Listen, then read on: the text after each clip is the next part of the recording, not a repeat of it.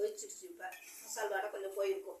இப்போ நம்ம இந்த நுணுக்கி வச்சதை இந்த கடலப்பருப்பை இது போட்டு அப்படியே கிண்டி விட வேண்டியதை.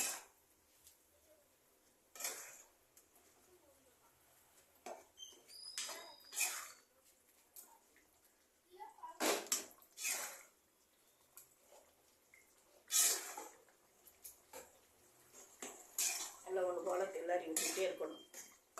அப்படியே கெட்டியாயிடும்.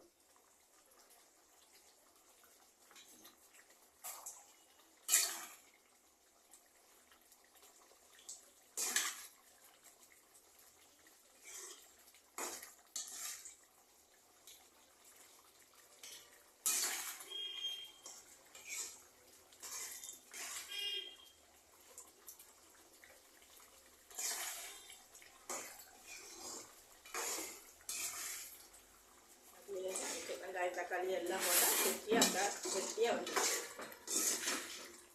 இறக்க போகையில் கொத்தமல்லி தழையை போட்டு அப்படியே கொஞ்சம் நேரம் ஆற விடணும்.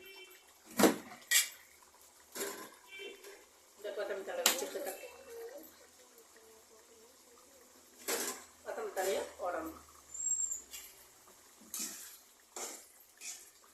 கெட்டியாயிடுச்சா அந்த எப்படி இருக்கு பாருங்க.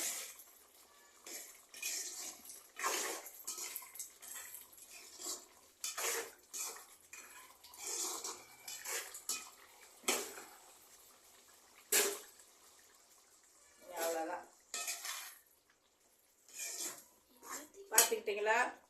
என்ன பார்த்து செய்யுங்க. இதெல்லாம் ஈஸியான மெத்தேடு என்ன, அதனால தான் இதை எடுத்து எனக்கு தெரிஞ்சதுகளை உங்களுக்கு சொல்கிறேன். கூடமான சமையல் குறிப்புகளையும் பார்த்துக்கோங்க, பார்த்து செஞ்சுக்கோங்க. ஏன்னா இது வடகறி சென்னையில் ஃபேமஸானது ஆரம்ப காலத்துலேருந்து. அதனால் நானும் அதே ஃபாலோ பண்ணி வீட்லேயும் செஞ்சு பார்த்து செஞ்சுக்கிட்டு இருக்கேன். என்ன பார்த்து சப்ஸ்கிரைப் பண்ணுங்கள். என்னென்னங்கிறத நான் அடுத்தடுத்து ஏதாவது நான் அனுபவத்தில் உள்ளதை சொல்கிறேன், தெரிஞ்சுக்கோங்க. வணக்கம்.